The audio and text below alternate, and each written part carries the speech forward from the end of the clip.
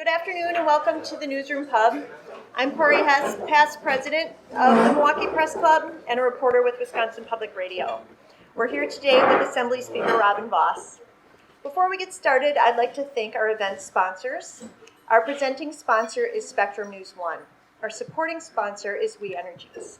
I'd also like to thank our event partner, WisPolitics.com. WisPolitics.com partners with the Press Club for this luncheon as part of an ongoing event series in Milwaukee, sponsored by UW-Milwaukee, Wisconsin Academy of Global Education and Training, 1125 at Pabst, Medical College of Wisconsin, and Spectrum. I'd like to welcome our media panel.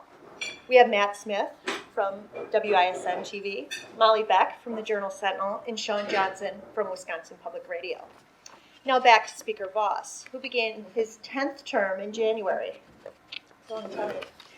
Because of Speaker Vos's position and tenure, he is one of the most powerful people in the Assembly.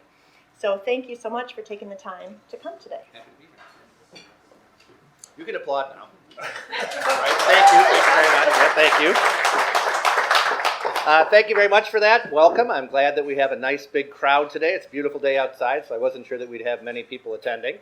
Let me just take a minute to talk about some of the things that are happening and why I think they're important, and then we'll go to the panel and talk about the issues that you care about. So we're at a crazy time in American politics. No matter what you would say, if you would have told me on the first day that I was sworn in to the Assembly in 2004 that I would watch as politics went from divided government to all Democrat to all Republican back to divided, and that somewhere along the way I would meet the president, fly with the president, and he would decide that I was no bigger, no better than a rhino across the street. It's been an amazing time in American politics, and really in Wisconsin especially. We are the microcosm of all the things that are happening around the country. I have been super blessed, as many of you know, to serve as the president of the National Conference of State Legislatures, the country's largest bipartisan organization.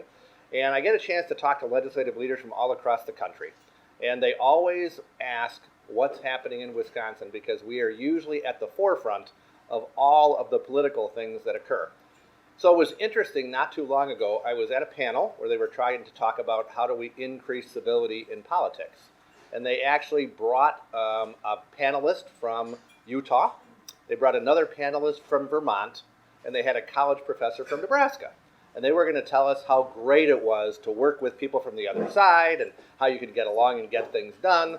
And I raised my hand and just said, if you're a Democrat in Vermont, a Republican is so rare that you just do it out of courtesy to allow what they have to say. And the same thing occurs in Utah, where Democrats are so rare. They do it really out of feeling sorry for them. In a place like Wisconsin, it is such on the cusp of an election that is turned by 20,000 votes one way or the other. Finding middle ground and actually achieving it is incredibly hard because people know that it could give a small advantage to one side or the other. But after the 2022 election and the disappointing results, from my opinion, we made a decision, and frankly, I made a decision, that we needed to hit the reset button and try to do things a little bit different than we had done the 4 years before. So here we sit, having to do something that really politicians in Wisconsin haven't had to do for almost a political generation. Most of the people that are in the Capitol today, believe it or not, were not here for Act 10, which for many of us who covered it, seems like it wasn't that long ago. But for a lot of politicians, I actually had one of my colleagues give us hats for the people who are actually still from the Assembly that were here for Act 10. It was the kind that a veteran would wear, where it goes on your head, and they put it said Act 10 Hero, because they felt like those of us who were there had been veterans of a previous war, and at the same time, it's really fairly common and courteous for us to be able to look and say it wasn't that long ago. So where we sit today is trying to figure out how do we bridge that incredibly difficult divide and try to find answers that can solve the problems for the state. So when we hit the reset button, we were sincere. I've now met with Governor Evers more in the last 3 months than I did in the last 3 years. We had our first bipartisan negotiation on the shared revenue package where we truly had give and take, where we started is dramatically different than where we ended. And I would say for our friends on the other side, where they started, it's dramatically different than where we ended up as well. Democrats were in the room, local government officials, We took weeks to put a deal together, partly because relationships have to happen first. Then you have the ability to get into the substance. And here we sit, where I think it's something we can all be proud of. That it's not exactly what everybody wanted, but I think more people in Wisconsin do want us to be able to find middle ground and find consensus that moves the ball down the field, maybe not as far as you would like, maybe not in the exact direction that you want, but ultimately making some progress for the state. So I hope that's the first of many issues that we'll be able to do that on. We are working also on a fairly substantive housing package where we know that housing is a huge issue across the state. Shouldn't be partisan. I think we have some ability to work with our local government partners again, hopefully people on both sides of the aisle, to be able to announce some good ideas over the course of the next couple of weeks. And my hope is it becomes a pattern that we follow, where we find consensus on issues that are challenging, still try to find them on the ones that matter. Won't be on everything, but hopefully over time it will be on a lot more than we have over time. So with that, I'm happy to answer questions because I know our panel is itching to go. Let's start with shared revenue, since you brought it up. Can you Sure. hear me? Is the mic on? Yeah. Given what the governor said yesterday, his promise of a veto, the legislation stays as is. You and I talked last week on Upfront. Shameless plug, Sunday at 9 here in Milwaukee. You told me last week, though, from your perspective in the Assembly at least, it's very unlikely that this provision for a referendum will be taken out. I've heard there may be a little bit of movement in the Senate. I'm curious where all that stands. Has your position changed in the last week about keeping the referendum intact? Sure. So one of the things that that is challenging is we're all trying to figure out the new way to operate. So I'll give a little bit of a benefit of the doubt to the governor and not having actually been involved in negotiations before because we really haven't done it. It's a new process. But so we sat down, as I said, for weeks trying to find that consensus where we had give and take. We probably put more money into the system than I would have supported because I knew ultimately the people of the region or the county or the city were the ones who were going to have to decide if the investment was worth it or not.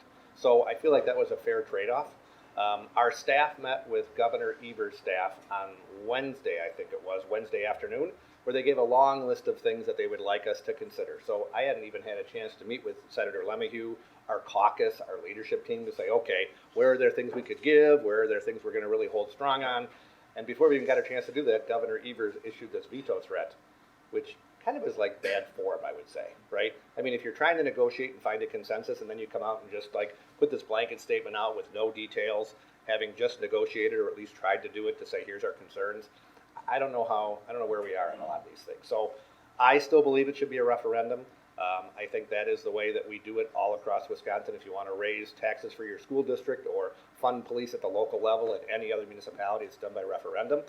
But again, a long list of things that Governor Evers' staff told us he would like us to consider changing. That's one, but we'll have to wait and see.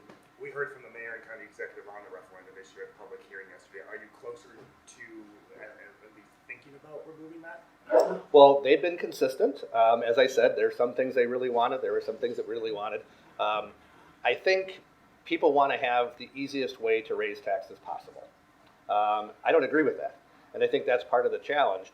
I think it should be a fairly cumbersome process. It should not be easy. You should have to go out and explain to people the reality of the situation. Now, I have tried to be as upfront as I can. I know that the request to raise taxes on anybody should be viewed with skepticism because there should be things that you can do.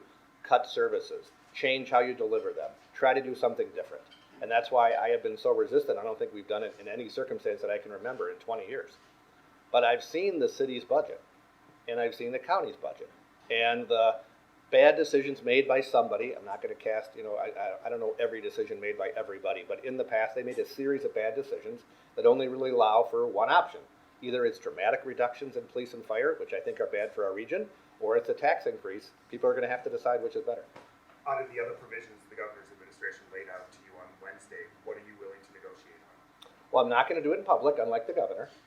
So I'm happy to kind of report back once we have a chance to talk with things. I am trying to be as sincere in this effort as we possibly can, which means I don't really want to negotiate in public. We've tried to do it in a consensus building format where, like I say, for the first time in a long time, Democrats, Republicans, local government, all four caucuses sitting in the room, hearing each other's arguments, trying to find that consensus. If I now do it in the media, I feel like that would be in bad faith. That's what I'd say. Okay, you said that you'd like the abortion law to change in some way. Republicans passed a 20-week abortion ban about 8 years ago. Do you still support that measure? Well, that was certainly better than current law or current decisions at the time. Now that we have the freedom, and it should have always been this way, part of the reason in my mind that abortion has become so controversial in my lifetime is because there was never a political consensus where people had to fight it out. You had elections based on it. You win, you lose, you try to make a change in your opinion, and you move forward. So that's what should happen here in Wisconsin. I think that the fact that Democrats are putting all of their effort into hoping that we have a Supreme Court, which basically takes the place of the legislature, that's what they want. They can't win elections. I mean, one of the things that I get frustrated by oftentimes is that Democrats discount the fact that Republicans run better races, have better candidates, and I think better issues. In the last election cycle, we picked up 3 seats. Now, if you only believed some in the media, I won't cast aspersions on everybody, but if you only believe some in the media, the only reason we won those seats was gerrymandering. That's the only reason. Couldn't be the candidates, couldn't be the fact that we had better people working harder. Now, those 3 seats that we picked up, on the top of the ticket numbers, they were all 50-50 seats, which means in a year, when 50-50 seats all went Republican, that's not gerrymandering. That's we had better candidates, better message, and we move forward. So I think abortion is one of those issues where if we're going to be smart, we need to find a middle ground that we can actually explain to voters why it's right and show that the legislature can work. Now, I would probably be somebody who is more in favor of a heartbeat bill, where once you have a heartbeat of an unborn child, I think we should do everything in our power to protect that child. That's what I believe personally. But I also think there's nothing wrong with saying that if a Supreme Court has a bad decision, that we've got to try to make it better, which is what we did with the 20-week abortion ban, because we knew that Roe versus Wade was still the ruling that was demonstrable across the country. Well, I hope the state Supreme Court doesn't overrule the law on the books, because we should be the ones working our will. But it takes people on both sides wanting to do it. The Democrats don't even want to engage at all because they are so convinced they can just get a court decision that fixes it for them. They should have to sit in a room with us and figure out a way to negotiate and say, we need to make a law that's better than current law. And Republicans should be forced to do the same thing. But many of my Republican colleagues have said, I want it just like it is, and I guess if the Supreme Court overrules it, we'll just have to live with that. Well, that's not what I want. I want to have something that works for, hopefully, the long run, showing that the political process can work. If the governor says he would sign a 20-week abortion ban, would you give him that bill? Well, first of all, I'm trying to be an optimist. I hope that judges won't decide that they are going to take the place of elected legislators. I think that's the first step. But I also look, and I've kind of looked around the world. I don't think anybody would say that Europeans are pro-life by and large. They are basically a-religious now. They do not have the same level. And it's fairly common in France, Belgium, England, most Western European nations to have something like 12 to 14 weeks. I would think that is a whole lot more sustainable in the long run worldwide than trying to just pick an arbitrary date as in 20 weeks, which was really based on the old Roe decision, not the current law.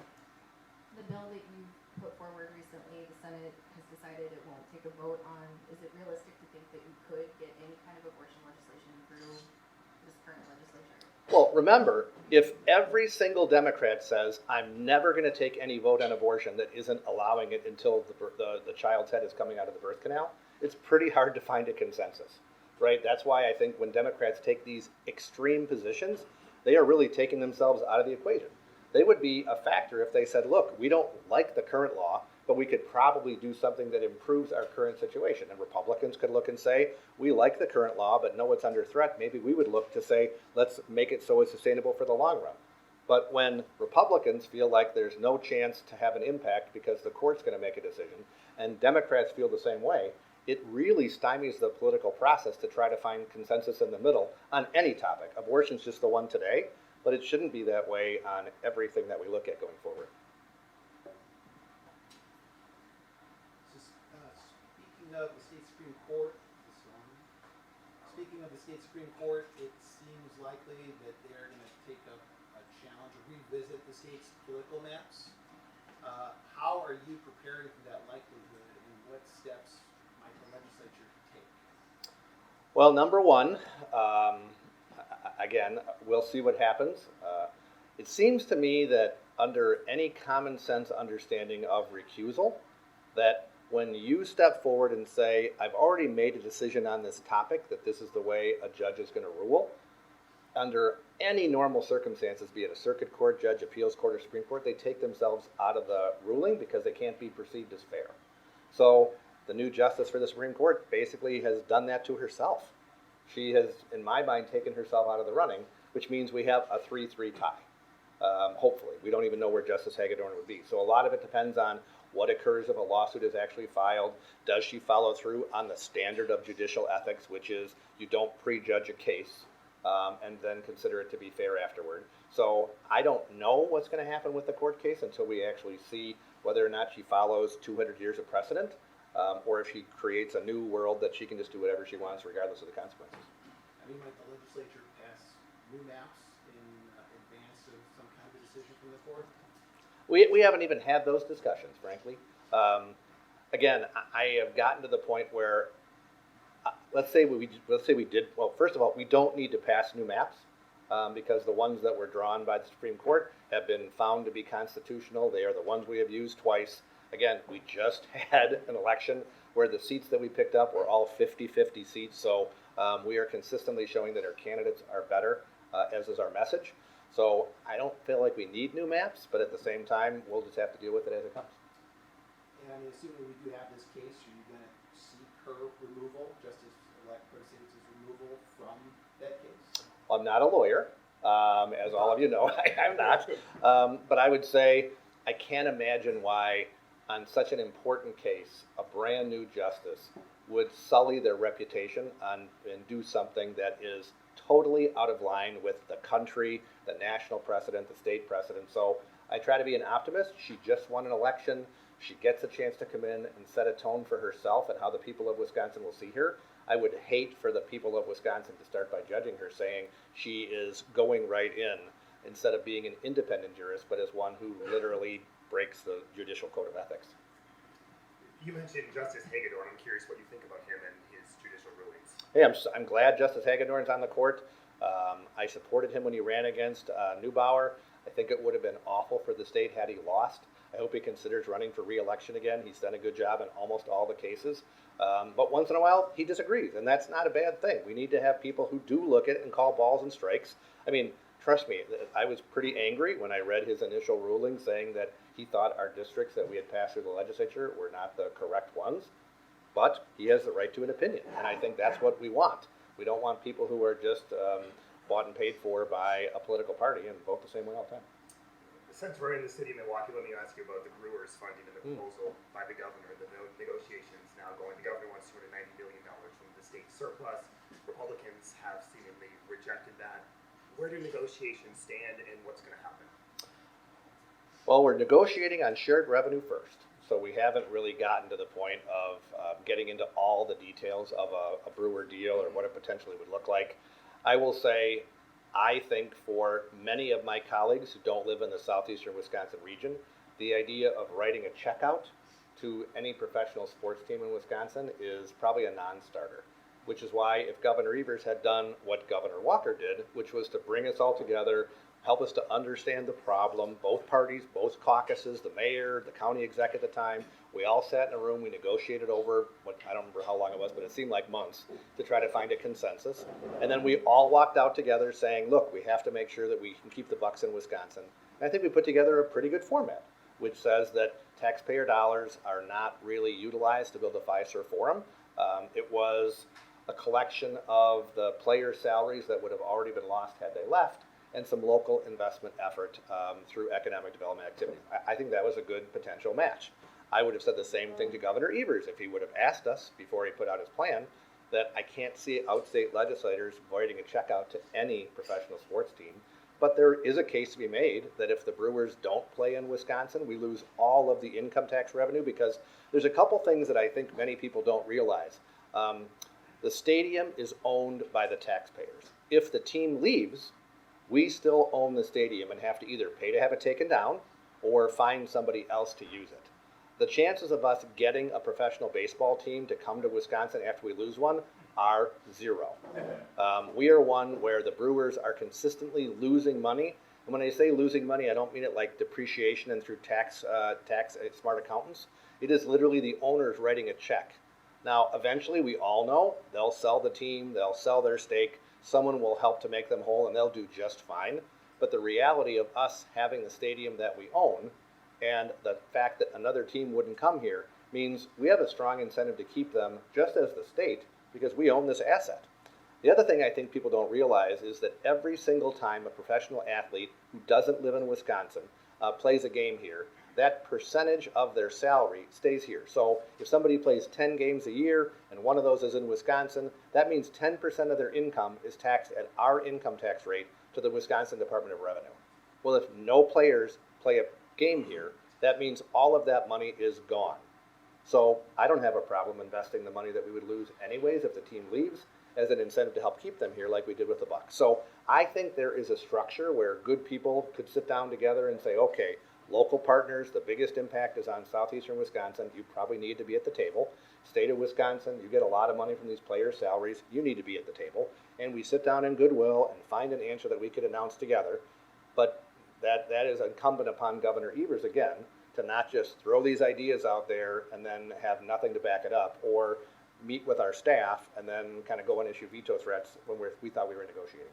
When you talk about the local option, does that mean buy-in from either the city or the county, or more buy-in from taxpayers? What does that look like now? I can't imagine a scenario where we do any kind of a new tax. I would never support that. I come from George P. tax area, right? So I would not support that. But I will also say that just like we would for any project that has a huge economic impact, we need to have local buy-in. It can't only be a state project. You have all these facilities around the state where people want to have an investment from the state. I just met with some folks today about a stadium they would like to build or an expo center in Janesville. The first thing they said was, this is how much the city's putting up, the county's going to make a contribution, look at all the private dollars we've raised, and we'd like you to be a partner. Whether we will or not, that's different, but the start wasn't, let's have the state pay for everything and maybe we can find some local effort. It's got to be the locals also stepping up saying, hey, here's what the city and the county are willing to do to keep one of the biggest economic drivers for the city and the county, and not assume it's all going to be state funded. Okay, to elections, if you could travel back in time to summer 2021, knowing what you know now, would you still hire Michael Gableman for another year? No, I would not.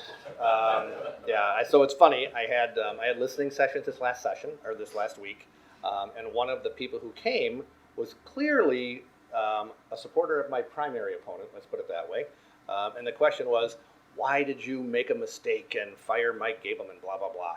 Well, and I said right there, and I don't know if it was recorded or not, but it's true. I said sometimes elected officials have to look the taxpayers in the eye and say I screwed up, right? And that is why I should have never hired Mike Gableman. Now, I still agree with the idea that we needed to have a review of the election. I still agree with the idea that we needed somebody who could step up and say, here were problems that occurred during the election.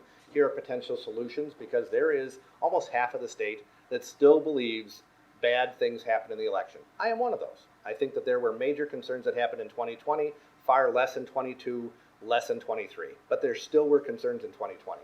So we thought we were picking somebody who could be that independent, saying, yes, there were some things that were done wrong, some things that were done right, and at the end of the day, kind of find a consensus to help fix what we perceived as wrong. He became a rogue agent that literally only thought about his own personal ability to be in the media and to be in one person's orbit. That was wrong for us, and it should have never happened. You became a target, or still are a target of election deniers, including by some in your own caucus, a former president, a former Supreme Court justice. Do you think that investigation helped fuel those election the false claims about the election 2021? I don't think so, because for the most part, all of those same issues were there already. So it's not like by doing the investigation, we brought additional people out. I still think there are people of goodwill who believe things happened in 2020 that shouldn't have. I think that at the end of the day, bad things did happen, and they should not have been done. We should not have had outside sources coming in and trying to use private dollars to influence the election inside city halls. That was wrong. I think we should have not had those things happen. But that's the past. And what I said to these other folks is that in my mind, elections should really be, 2/3 or 3/4 about the future. They shouldn't be 90% about the past. And I think that's where some of these folks are so obsessed with what happened 3 years ago, they are hurting our ability to actually win elections going forward. If former President Donald Trump is the Republican nominee, and he and his supporters push for the legislature to take over, the election outcome again, are you preparing for that in any way? I am not. I do not want to go back to that chapter of my life. So I would say this, and I said that, there are only 3 ways to run elections that I have seen around the country. You can have a partisan elected official, like a Secretary of State. I guess we have one in Wisconsin who thinks that she's running elections, but she really doesn't. The second thing that you can have happen is you can have a bipartisan group where it's half Republican, half Democrat, or you can have a supposedly nonpartisan group. I discount the third one because I don't think in elections anyone is nonpartisan. Just can't happen.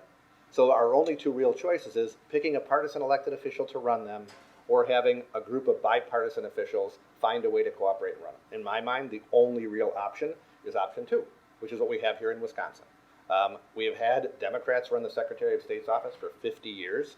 Why we would turn it over to people who think that, I don't necessarily believe this, but a lot of folks believe Democrats could never be fair. Well, why would we turn it over to Democrats then and have an elected official run it for their own political party's ends? We have a good system. Now, does it have flaws in it? Are there problems? Yes. Because finding consensus is really hard when you have 3 people who have diametrically opposed ideas. But that's where it should be. I do not support having the legislature do it. We would be no different than having the Secretary of State elected on a partisan basis run it. I don't think it would give confidence to either side because you shouldn't depend, the outcome of an election should not depend on the legislature. That's what we pass laws for. We do not run elections. We never should.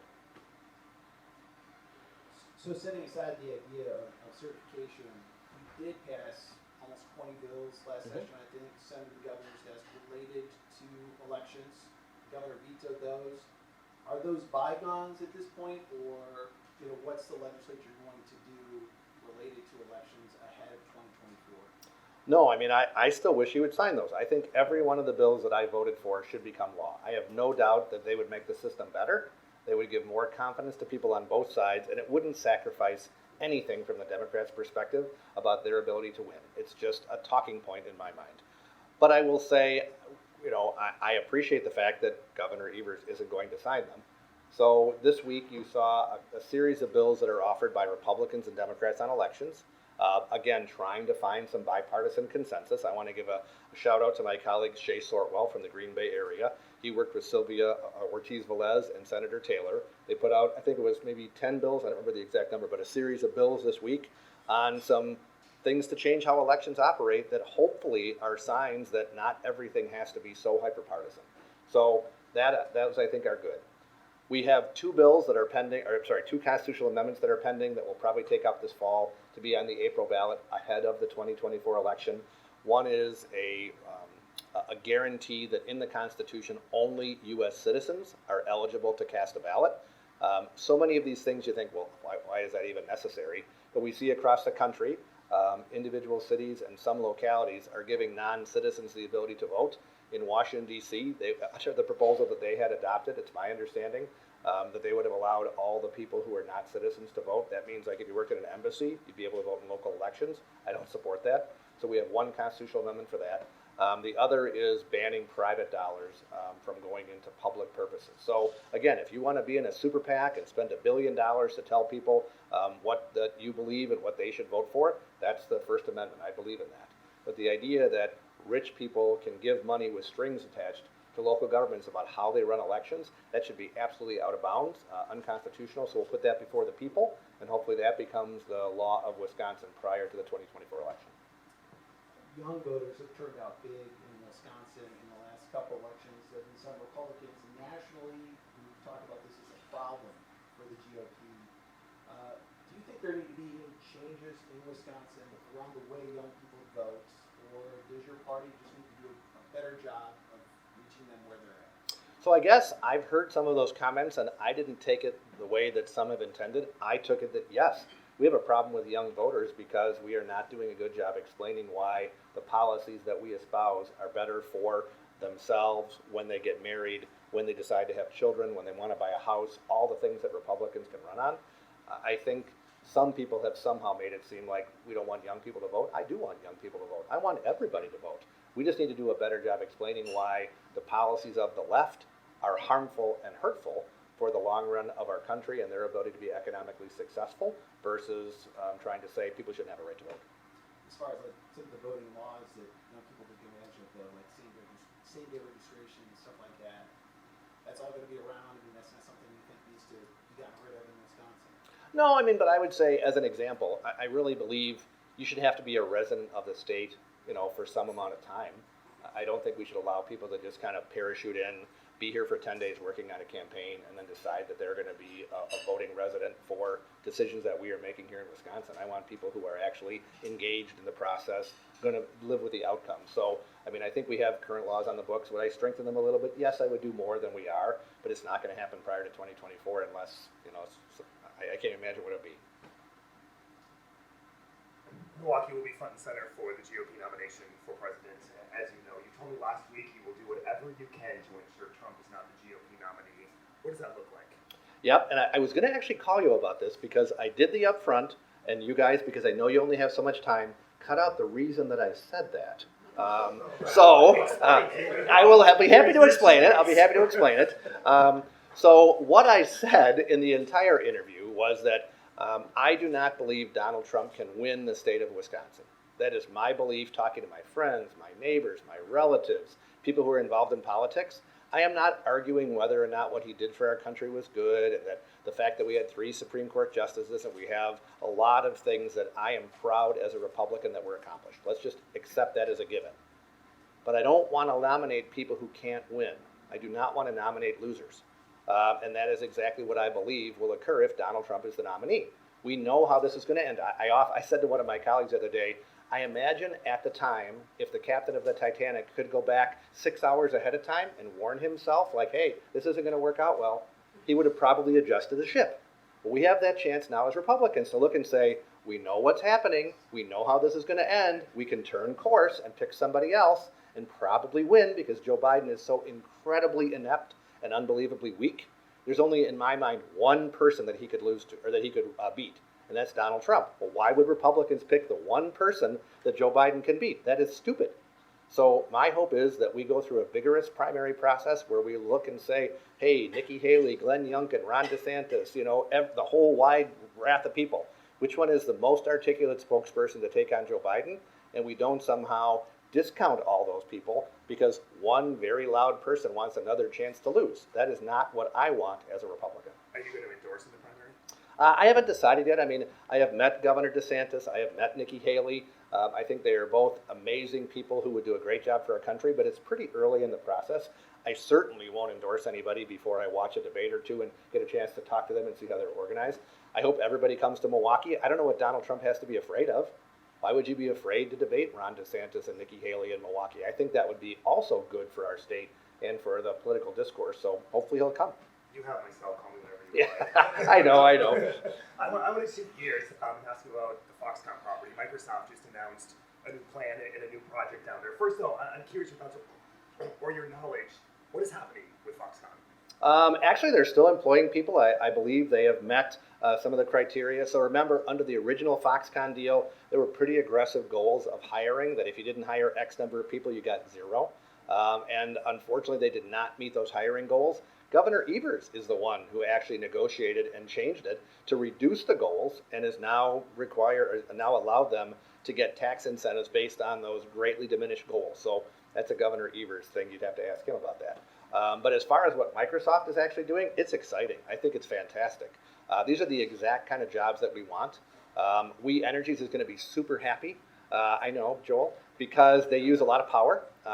They are a taxpayer that provides a lot of increment to be able to help pay for schools and roads and all the things that were required to make the site developable. And then lastly, usually I have been told that when one data center site locates, they usually get a duplicated one 10 to 20 miles away for redundancy to ensure in case something would happen, they've got a backup. And then that one becomes a redundancy for another one 10 to 20 miles away. So over time, if we do it right, Wisconsin has a chance because of our weather, our topography, the being in the center of the country, to have a lot of these data centers, which would be great economic engines for us. But it's got to start with the first one, which is why we're hoping to get the deal all finished. How did Foxconn's promise fail? I will say a couple things. Number one, and again, I am no expert on it, but my opinion is you had a whole combination of things from what occurred during 2020 and COVID, where we had a lot of challenges. You had supply challenges. I think that the Evers administration was disappointingly obtuse to what some of the challenges that Foxconn faces. So don't forget, based in Taiwan, manufacturing in China. One of the other large manufacturers that they compete against is actually owned by the Chinese military. So every single time we ask for additional disclosures of what are you making there? How are you doing the process? That made them less competitive as they have to compete with the Chinese military. So I think that was a huge mistake on the state of Wisconsin's part under Governor Evers to ask all these questions, not even realizing the total ramifications of why they couldn't do it. It was a lot of politics. So I think they, unfortunately, were caught where people asked for unreasonable demands, which would sacrifice a lot of the other parts of their business, and they weren't willing to do that. When you look at the statewide races since 2016, the WOW counties keep moving toward Democrats every election, and I'm wondering if you think that shift is permanent and how the party should respond to that. Well, I don't think anything is permanent because when I was a kid, I remember going to rallies in Waukesha and Washington County, and you would think it could never be Democrat, and it's trending that way. I also remember being in rural areas thinking, wow, these are always going to be rural Democrats, and they're basically extinct. So I think what's happened is, I just met yesterday with a group of parliamentarians from the German state of Hesse, and they were explaining to me how they have a coalition government, right? So they have never had, except in 1953, in Germany, they have never had a government that wasn't a requirement of a coalition, where 2 or 3 different parties had to band together to be able to govern. We don't have that in America, right? We have one party, usually dominant, and then they change over time if they feel like they need to in order to be able to get more votes. We are in such a hyper-partisan time, I think it's difficult for either party to change. It's why Democrats, in my mind, are going to continue to struggle in rural Wisconsin and in small towns and a lot of places because they focus mostly on urban areas and an agenda that doesn't really appeal to people in the middle. Well, we have to adapt because I don't think the Democrats will. We need to in order to make sure that we can keep fighting for the people who are in the middle and perhaps lean in our direction. Now, I think we have the ability to do better. In the last election cycle, I think we made some mistakes. I think we shouldn't have spent so much of our time and effort only on crime. Crime is super important. It is something that I worry about, but elections should be always about more than one issue. Now, you could argue Governor Evers in the last election cycle made everything about one issue, and that was abortion. I also think that's wrong. But when you lie about somebody's record or distort it in a way using $100 million, unfortunately, a lot of people believe it. So we have seen in a couple election cycles, Democrats have spent all this money lying about Republicans, and they have been super effective. Well, that's a challenge for us. We don't have to change necessarily what we believe, but we've got to be better at communicating that. As an example, on abortion, we passed a bill in the legislature to make birth control available over the counter. It's available in Tennessee. You don't need a prescription. You go to a pharmacist, make sure you can take the pill safely. You get it very easily. We passed that in the Assembly, couldn't get through the state Senate. I want to reduce the need for abortion, and I think that's what our pharmacy bill would have done. It requires us to maybe take a step back. It's not something we would normally have done, but to say this is reasonable, because if our goal is the same, to have very few abortions, having access to birth control should be something we can all rally around. So I think we have a message, if people understand it, that we're against abortion for birth control because it shouldn't be necessary. Not because the mother's health is in danger or someone's been a victim of rape or incest. It's because abortion for birth control, in my mind, is outside the bounds of where most people are.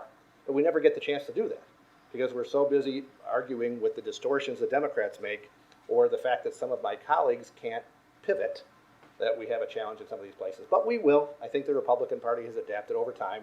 I think we are better at adapting, and I hope that we'll continue to do so. Following up on that, in 2022, what went right for Republicans in the Senate race and wrong for Republicans in the governor's race? Well, not that money is the only thing that matters, but it is a huge factor.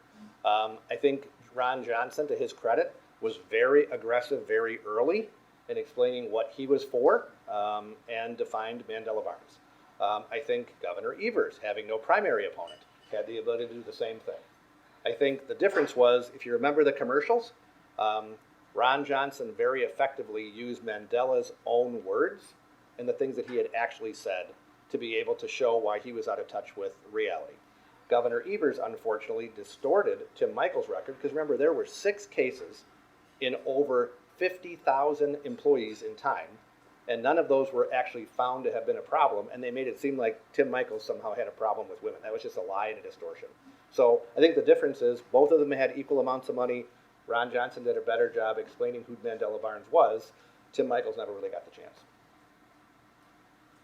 So right after the election, you made a point of saying that Republicans now have impeachment power. Mm-hmm. Was that just kind of sending a warning out to people, or is that a power that you intend to use? Well, it should be used very rarely, but people said, what's the difference of having, the question actually was, what's the difference if Republicans have a supermajority? I said, well, the one thing they can do is impeach. It wasn't like I came out saying, here's the impeachment we've always been waiting for, but it's a reality. So in my mind, it should be used incredibly rarely, but there are circumstances where someone breaks what we believe is their duty or their oath to the people. Certainly something that could happen. I can't imagine right now, sitting here today, a scenario where it would occur, but it is an ability that the legislature has that it didn't have prior to the election. You had some of your members talk about it more than certain people they want to impeach, like judges, prosecutors. Are you saying that those plans are not in the works here in this legislative session? I have not been involved in those plans. Perhaps other people are. I can't speak for the whole legislature, but I haven't been involved in those. Senator Johnson here at the Press Club a couple weeks ago again talked about his idea on abortion to put it up for referendum to the people of the state. He told us during the campaign if he won, he was going to pressure state lawmakers, state Republicans to do that and move in that direction to get that question potentially on the ballot. Has he had that conversation with you post-election? No, unless he called me today. He has not called me on that topic. What do you think about that idea? I just don't believe in it in general. I think you are not necessarily, the whole point of having a legislature is so that people run on an idea, they get elected, and then again, people of goodwill sit in a room, they compromise, they learn, and they try to find a consensus answer that can actually survive over time. Having a statewide referendum doesn't really allow for that kind of nuance, which is why if you look at a lot of the ballot initiatives that occur around the country, especially when I talk to my colleagues in those states, they are often misinformed because they are people of goodwill trying to put things in a couple sentences on a ballot, hoping people will vote yes, as opposed to what you know from working in the Capitol, the intricacies of having a committee hearing, listening to the arguments, understanding what the consequences would be if you have one sentence say something different than the other. So I just don't think it would actually work, but he can call me. I'm happy to talk about it. Circling back to shared revenue and the conversation we had at the top, when do you anticipate the bill being on the floor of the Assembly? So I believe we had a committee hearing yesterday, 6 hours of testimony. I talked to the chairman on my drive home yesterday, overwhelmingly positive. He said only a couple people even really brought up negative things. So I feel like we've got a pretty good product, but at the same time, we're not going to be here next week. We're not in session because we are in Washington. The following week, it's my intention to bring the bill to the floor. So it'd be sometime like the 16th, 17th, 18th, sometime in that period. If you could pick, who would you pick to run against Tammy Baldwin? Oh my gosh. It's I don't know. I can tell you, it's not going to be me. I'm 100% certain of that, but beyond it, we have good candidates. I think usually members of Congress are some of the front runners when you run for the U.S. Senate, like in Wisconsin. If you look at most of the state Senate, I think it's something like 2/3 of them served in the Assembly. It's similar, I imagine not the same numbers, but similar at the U.S. Senate level. We have great members of Congress. I think there are some successful people in the private sector who could also bring that message, but I hope that whoever our nominee is, again, focuses on having a wide, open-minded idea of what the Republican Party looks like. I said it yesterday, and it's something I have on my Facebook page. Haley Barber said, politics is about the art of addition and multiplication, not subtraction and division. And if our candidate can be that kind of a Republican, I think they have a decent shot to beat Tammy Baldwin. If it is, somebody in the Trump mode, it'll be a heck of a lot harder.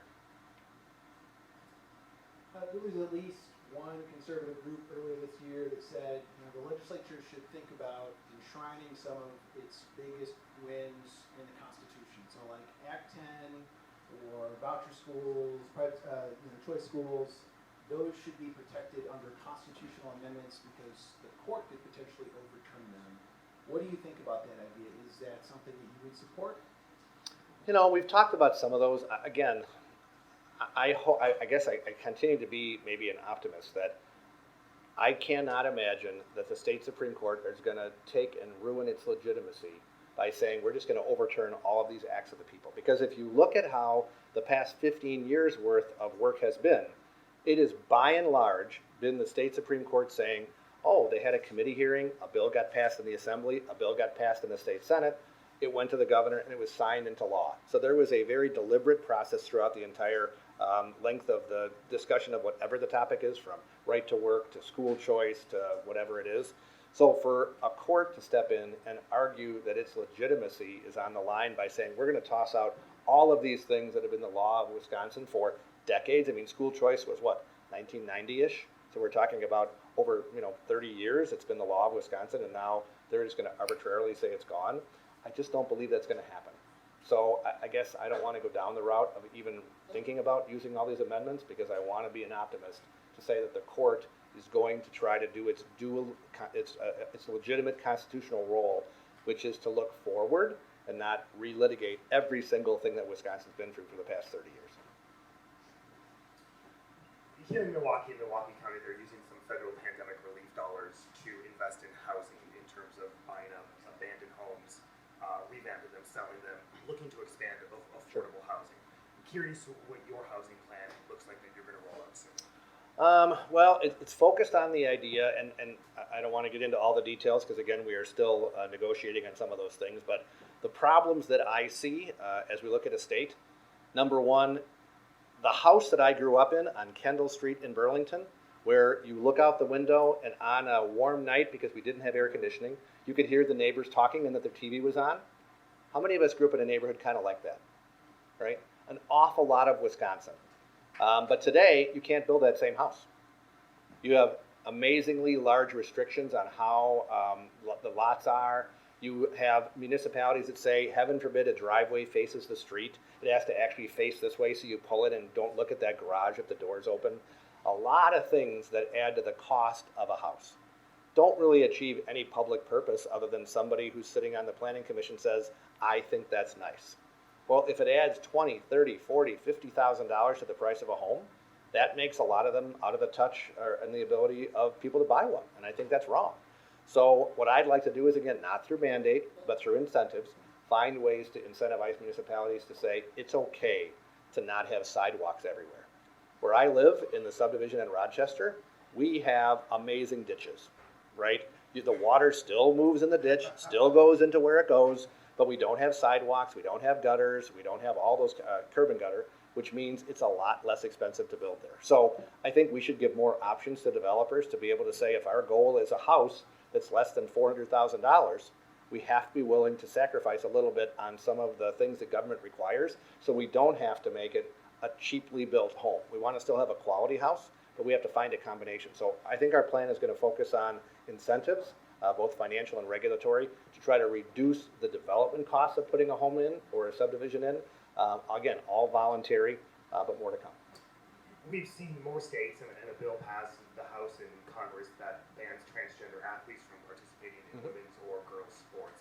Curious if another bill in Wisconsin is going to be introduced in the Assembly this session. I think it will. I hope we pass it. Again, there are certain things where I feel like if you have a conversation and you try to find consensus, sometimes the politics where people don't want to find an answer make it really difficult. But You know, I want every single person who wants to participate in society to be allowed to do so. I think that should be a fundamental right of where we are as a society. But I also think that if you go back and look at Title IX and a lot of the things that occurred in time to give women the ability to be competitive in sports, those are all being thrown out the window. When somebody who is a male in a sport is able to beat a woman's time by minutes, right? This is not a fraction. And now a biological male is competing with biological women no matter what they call themselves. That means women really aren't able to compete. So I just think that's wrong. I think we should be able to find some kind of a consensus to say everybody has a right to compete, but not everybody has a right to always win. And if we don't do that, we are basically saying because of biology, not because they are better or superior mentally, but physiologically, people are different. And I just think we should be able to have that discussion so that women's sports can remain that, and that women get the chance to be a champion just like a man does. School officials for a few budget cycles now have been seeking an increase to special education funding. Do you plan to increase the reimbursement rate for special education costs in your plan? It's certainly possible. I mean, the way we look at it is, and you all know the numbers, but they're worth repeating. We have $7 billion. Everybody knows this $7 billion surplus number. But of that, about $3 billion is recurring money, which means that if I give an increase to schools this year, they want to keep that increase forever. They don't want to have it go up and down like a yo-yo. So we want to make sure it's sustainable. So we have $3 billion to spend on something. We've just dedicated $227 million to local governments. We have to give raises to employees. We have to pay for health care. So yes, we have an idea in our mind. We're still talking about it as a caucus of about the size of the investment we're going to make in education. So to me, if it goes through special education, general aid, per pupil increases, it's all out of that same number. So we want to sit down and talk with our education partners and be able to say what has the biggest impact. So that's why I won't say yes or no, but we are going to make a similar investment. How we divide it up, I want to make sure we do it right. You had an advisory referendum on citywide ballots last year related to welfare. Part of your shared revenue bill would take away the ability for locals to have advisory referendum. I just haven't heard Republicans talk about that one too much. Why is that in there? And why is it okay for the state to do it but not the locals? Yeah, well, that was a compromise again. So I think the idea is that it makes no sense to use the ballot as a way to try to achieve some interest group's political goal. That's not the point. That's what elections are about, okay? So my position early on was we should have had advisory referenda only for things that are directly related to what is being done in that municipality. So City of Burlington had a big issue where they wanted to ask the people whether they wanted to take out a dam or repair a dam. They had a referendum, signs were all over town. At the end of the day, 60% said keep the dam. Okay, I think that's legitimate. But the idea of having one on marijuana or abortion, where the City of Burlington lawmakers have zero to do with legislating abortion or marijuana, that's a state issue. I don't think it should be done at the local level. So I think there should be the ability to, on occasion, we haven't done it, we've only done it now once in 50 years, even longer, having advisory referenda, so it's not like it's going to occur all the time. But having one at the local level, this was the compromise where we just said it's easier to have none of them, so we don't get into slicing and dicing what they are. You decided to do the shared revenue bill outside of the budget. I seem like Oh, yeah. you have a little power over what the governor can veto. Is there going to be more stuff like that that's in the budget now that you're going to pull out and pass that way? It's possible. If you remember in the last cycle, Sean, we did the same thing where we did language in a trailer bill. So that the governor doesn't have a line item veto to try to screw around with may not instead of may or whatever it would be. So I imagine we'll use a similar strategy, but my preference would be to negotiate in good faith, where you can say, yes, I give you my word that we're going to do X, and in return, I give you my word that we're going to do Y, but we just haven't quite gotten there yet. Well, thank you guys very much. Thank you very much. Appreciate you guys You're all being here not today. done. You're not Oh, done. I'm not done. Okay. Okay. Now the audience gets to ask. Oh, perfect. Yes. Okay. Sorry. Steve, go ahead. Steve Schuster, Wisconsin Law Journal. Are you aware how much assistant district attorneys make in the state of Wisconsin? I am. $27 and some change. Right? Mhm. Do you believe that's sufficient with the law school loans and as far as what the type of cases that they'll be handling after? I absolutely do not. So One of the challenges that we have is, as was just mentioned, if you are a brand new assistant district attorney or a brand new public defender, let me back up. So we just did a salary study for the state of Wisconsin, or for the state legislature, because we wanted to make sure that the aides that we have are appropriately paid in the market that we are in. So we found out that yes, they're paid about right. We've made a few small tweaks to it, but by and large, they're paid right. So we decided to send our staff out to job fairs to start recruiting people to work at the Capitol, which for us is brand new because political science graduates don't have a lot of options. We normally have gotten tons of people applying at the Capitol, but the world is so competitive, we now have to go out and seek people to apply at the Capitol. So one of my staffers, Tyler, called me from the UW-Madison job fair, and he said, Robin, we are screwed. I said, what do you mean? What, nobody at the job fair? He said, no, we're next to the Panda Express.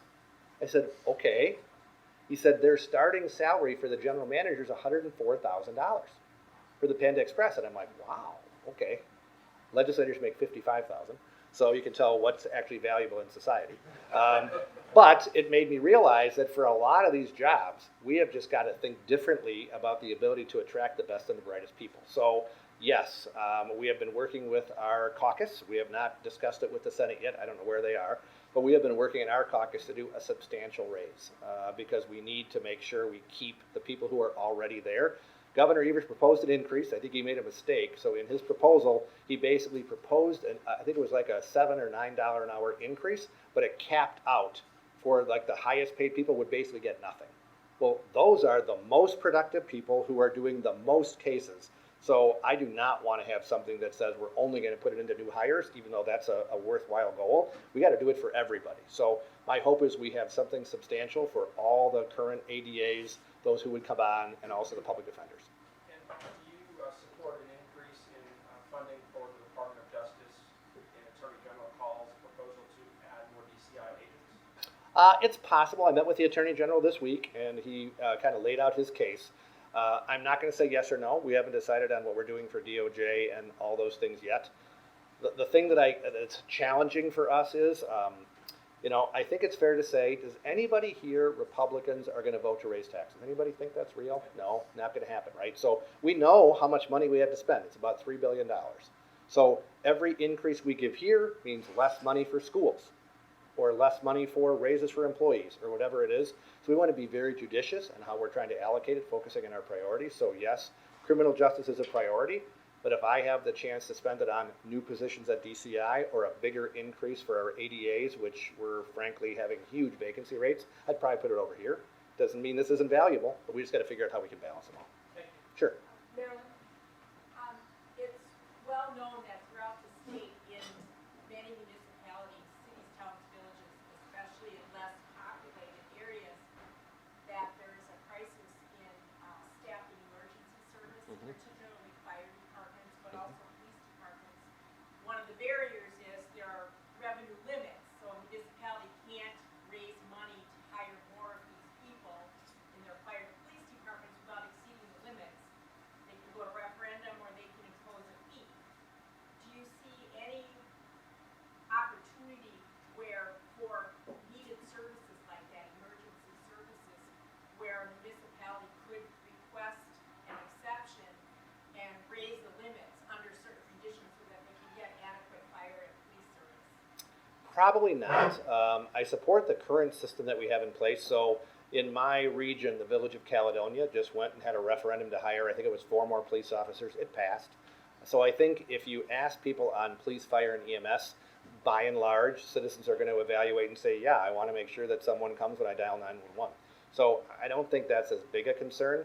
I will say one of the best things we didn't get a chance to talk about that I am really excited about is this $300 million that we have put into something called the Innovation Fund, where it incentivizes cooperation among municipalities. So let me take Racine County as an example. In the city of Racine, on a daily basis, my understanding is that they have about 3 ambulances able to work for about 75,000 people, so they're on call. Western Racine County, they have about 25,000 people in a series of townships, and because of them not necessarily working together, they have 10 ambulances for 25,000 people. Racine, 3 ambulances for 75,000 people. So I think there's an awful lot of cooperation that can occur, which will improve the level of service at a level that hopefully is even less expensive or no more for the taxpayer.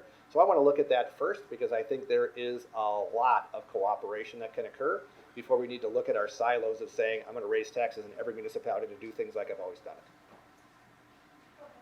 John Rouser, in a state where 20,000 votes means a lot, thanks to the end of the public health emergency in 7 days, about 160,000 Medicaid enrollees are getting letters saying you're out. Would this be an opportunity to revisit the Wisconsin expanding Medicaid enrollees? No. Let me tell you why I am so adamant about that. So, like, if you read in the news not too long ago, North Carolina made a decision to expand Medicaid. And everybody's saying, oh, they're all Republican controlled. Why did they change their mind? Blah, blah, blah. Well, it's because Wisconsin was way ahead of the curve under Governor Walker. So remember, if somebody's on Medicaid, for those of us who don't remember, you are paying a fraction of the actual cost to deliver a service. So let me make up numbers. You have a service that is $100 at cost. Insurance pays usually about 55%, so that's $55 out of the 100. Medicare usually pays about $30, so they are also paying closer to the actual cost, not the charge rate. Medicaid pays like $7. So every single service that Medicaid delivers, it means everybody else who's either on Medicare or on private insurance has to make up that service. We made a decision to say that everybody who's at 100% or below is going to be on Medicaid whether you are able-bodied or not, because we want to take care of people in poverty. North Carolina hadn't done that. Their rate was actually significantly lower than that, and they expanded it to 138%. That means that for everybody who's 138% or below, they are going to be paying that super low rate that we are all going to subsidize with higher insurance premiums. Why would we do that when, even though I don't like it, it's the law of the land, we have Obamacare, which means that every person has the ability to be on the federally subsidized exchange, paying sometimes as low as $5 a month for their premium, paying commercial insurance rates at that $70, not the $7 to the doctor, the dentist, all the other people. So pushing people off of Obamacare onto Medicaid means that everybody else is going to pay higher prices. Now, I get why socialists want that, because they want a single-payer system and they want to ruin the healthcare system in our country. And if we keep doing Medicaid expansions like we are, pushing more people onto government-run insurance, that's exactly what's going to happen, and I could never allow that to occur. I should weigh in as formerly General Well. For 25 years, I spent time gathering election numbers all over the state. Myself and people from channels 4 and 6, and then the old Milwaukee Central created a thing called the Wisconsin Election Service. We also worked with the Associated Press, people gathering numbers from all over the state. When you were concerned with, when you hired Abe Gableman, why not use some journalists, some investigative journalists, to look at that with people who have election experience, who deal with the local officials on a first-name basis every election? Maybe we could actually get some decent data to work from. That's a reasonable idea. I think that's a good idea. Part of the challenge that we have is, so in a world of social media, where people have their own beliefs constantly reinforced, it is really hard to be fact-based, not opinion-based, right? I mean, almost everybody is opinion-based.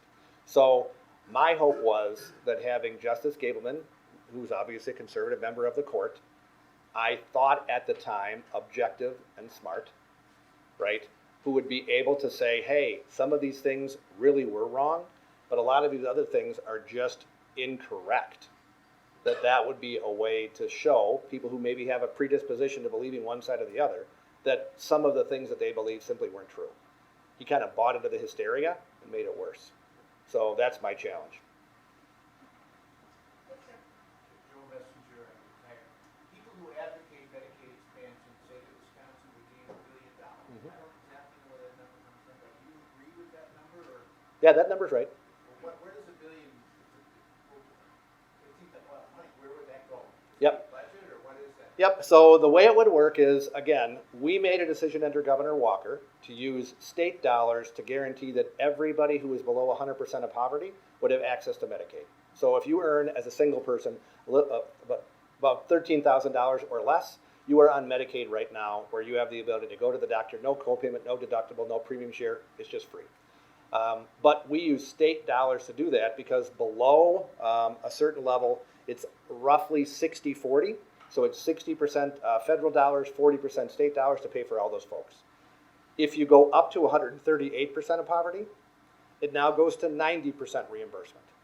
So all the money that the federal government is paying between 100 and 138%, it just changes the bucket, not the Obamacare bucket, it's out of the Medicaid bucket. So the $1 billion that they talk about would be paying those less than $12,000 a year to be at 90% instead of 60, and subsidizing those who are at 138% of poverty down to 100, and we would get a bunch of that money to spend technically on whatever we want. I am sure it'd be on healthcare, but that's what could happen. But again, all that money that we would get would be money that you are paying in higher premium shares and higher payments from your private insurance, because somebody still has to pay to keep the hospital open and the dentist office going. Well, right now, I'm paying for people in 40 states to get this benefit, and I don't get it. I mean, I don't understand if you get $1 billion, why that's bad. I don't get it. Because again, who is paying the $1 billion? We're all going to pay it through. No, but don't forget, we all will pay higher premiums, because if there's going to be, let's take it this way, the number of cancer cases that we are going to have in Wisconsin is static, right? No matter what insurance, who covers it, the same number of people are going to get cancer. And it costs the same to treat them, no matter what happens. So either we pay at Medicaid rates or we pay at insurance rates. They're all going to get paid. And every person that pays at the Medicaid rate has to be subsidized by somebody paying at a private insurance rate. So the more people we put on Medicaid, the more we have to pay for insurance. So yes, we might get a one-time infusion of federal dollars because we put more people in the system, but the next year, that money's already spent on something, and we're going to have to all pay higher private insurance rates to be able to subsidize the people who are on Medicaid forever. That's why. I can take one more. Sean? Sean from the Milwaukee Business Journal. On the topic of the housing proposal, could that also offer incentives to municipalities to look at or enact smaller lot sizes? Exactly, yep. That's one of our ideas. One of the other concepts that's out there would be giving incentives for, think of a traditional downtown where you might have had a store downstairs and the family lived upstairs. A lot of those upstairs units are either dilapidated or abandoned. So we're also looking and saying the cheapest housing that we can find for somebody who might be lower or lower middle income would be to rehab existing facilities that we already have. So we're going to come out with a proposal that will hopefully give a big incentive to those people who own the business building where they've let the upstairs go because they've rented the downstairs out and they don't want to pay the money, to give incentives to try to make things like that happen. So a lot of creative ideas. It's being spearheaded by my colleague Rob Brooks from north of here. So I think he's going to come out with a package of those in the next week or two. Thank you again to Sean, Molly, and Matt, and you are free to go. Thank you for having me. Appreciate it. Thank you.